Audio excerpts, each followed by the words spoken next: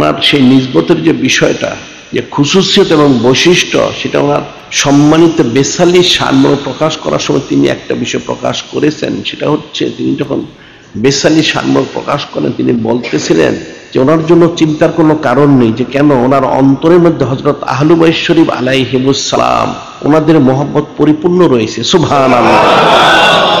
হযরত মুজাদ্দিদে আল-ফেসানি রহমতুল্লাহ আলাইহি তিনি বলেন, তখন তো ওনার বেসালি শানমর্ম প্রকাশ করার সময় ওনারা ব্যস্ত ছিলেন, তখন ফিকির করা হয়নি। পরবর্তী সময় ফিকির করে তিনি বললেন, আসলে হাকিকত হযরত আহলু বাইত শরীফ আলাইহিমুস সালাম ওনাদের মহব্বত অর্জন করা হচ্ছে মূল এবং হাকিকি বিষয়। সুবহানাল্লাহ।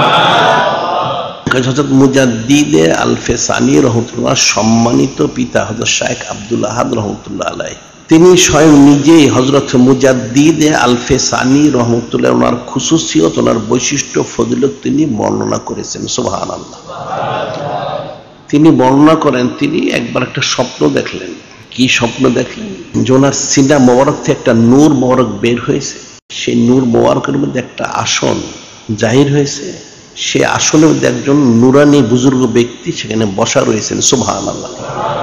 এবং ওনার সামনে সমস্ত বেদিন, বদ্দিন, কাফের, মুশরিক যারা রয়েছে, গুমরা, বেদাতি, নাস্তিক, এদেরকে শূকর, কুকুর, বাঘ, বল্লুক, বানর ইত্যাদি সুরতে এনে এদের প্রত্যেককেই কতল করা হচ্ছে। সুবহানাল্লাহ। এবং ঘোষণা দিচ্ছে সম্মানিত কিতাব কালামুল্লাহ একখানা আয়াত শরীফ তিনি ঘোষণা দিচ্ছেন। সে ঘোষণা হচ্ছে, অকুল জাআল হক ওয়া যাহাকাল বাতিল ইন্নাল বাতিলা কানা যাহুকা। এই সম্মানিত আয়াত শরীফ ঘোষণা দেওয়া হচ্ছে, তেলাওয়াত করা হচ্ছে, আর এই সমস্ত বেদিন, বদ্দিন, কাফের, মুশরিক, নাস্তিক যারা ছিল এদেরকে শূকর, কুকুর, বাঘ, বল্লুক, বানরের সুরতে এনে ওনার সামনে পর্যায়ক্রমে এদেরকে কতল করা হচ্ছিল। সুবহানাল্লাহ। যে অকুল জাআল হক ওয়া যাহাকাল বাতিল, যে আপনি বলে দিন নিশ্চয় সত্য এসেছে, মিথ্যা অবশ্যই দূরীভূত হবে। ইন্নাল বাতিলা কানা যাহুকা, নিশ্চয় বাতিল নিশ্চিহ্ন ধ্বংসহারী বিষয়, অর্থাৎ অবশ্যই ধ্বংস হয়ে যাবে। সুবহানাল্লাহ। এই সম্মানিত আয়াত শরীফ তেলাওয়াত করা হচ্ছিল, আর এই সমস্ত এদেরকে কতল করা হচ্ছিল। তিনি স্বপ্নটা দেখলেন, ওনার কিছুক্ষণ পর স্বপ্নটা ভেঙে গেল।